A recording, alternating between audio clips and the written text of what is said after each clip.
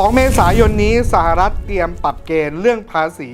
หุ้นไทยตัวไหนจะได้รับผลกระทบและควรปรับพอร์ตอย่างไรไปติดตามได้ในคลิปนี้กันครับนับถอยหลังสู่วันที่ 2 เมษายน ปี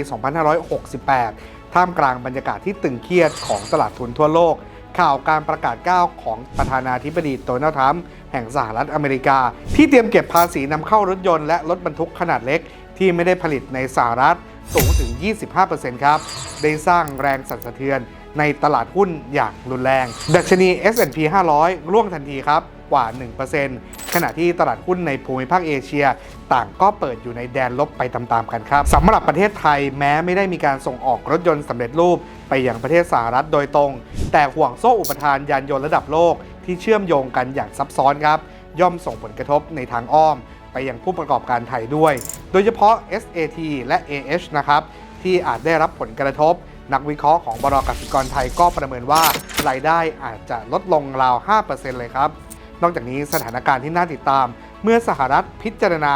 ลดภาษีนำเข้าจากจีนหากข้อตกลงของ TikTok และท่าเรือปานามาสำเร็จนะครับอาจจะส่งผลกระทบต่อประเทศอื่นๆที่ถูกขึ้นภาษีในรอบนี้ด้วยนักวิเคราะห์จากบล.กสิกรนะครับก็เตือนไทยนะครับว่าเสี่ยงที่จะอยู่ในกลุ่มประเทศที่สหรัฐขาดดุลการค้ามากที่สุดหรือ Dirty 15 ครับเนื่องจากไทยพึ่งพิงการส่งออกสินค้า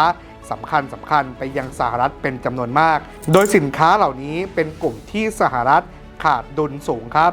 สินค้าที่น่ากังวลและอาจได้รับผลกระทบจากสหรัฐคือการขึ้นภาษีเพิ่มเติมนั่นเองครับโดยสินค้านะครับก็จะมีจำนวนมากอย่างเช่นพวกอิเล็กทรอนิกส์รถยนต์และชิ้นส่วน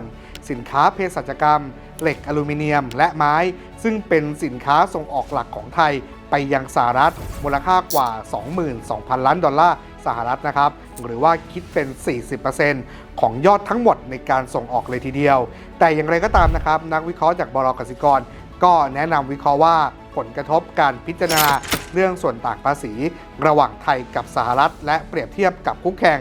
ตัวอย่างเช่นอาหารสัตว์เลี้ยงและยางพาราไทยเองก็มีส่วนต่างภาษีถึง 7-8% เหมือนกันครับอาจไม่รุนแรงเท่ากลุ่มชิ้นส่วนยานยนต์ครับแต่ที่น่าสนใจนะครับในกลุ่มยางพาราไทยอาจจะได้เปรียบจากสหรัฐนะครับเก็บภาษีนำเข้าจากทุกประเทศพร้อมกันเนื่องจากอัตราภาษีนำเข้ายางพาราเฉลี่ยของสหรัฐอยู่ที่ 4% ครับและส่วนต่างภาษีของไทยไม่สูงมากนักก่อนถึงวันที่ 2 เมษายนนี้นะครับก็แนะนำให้นักลงทุนชะลอการลงทุนในหุ้นที่อาจได้รับผลกระทบและรอความชัดเจนของนโยบายพร้อมปรับพอร์ตให้สมดุลก่อนครับแม้ว่าก่อนหน้านี้นะครับบล.กสิกรไทยจะปรับประมาณการ GDP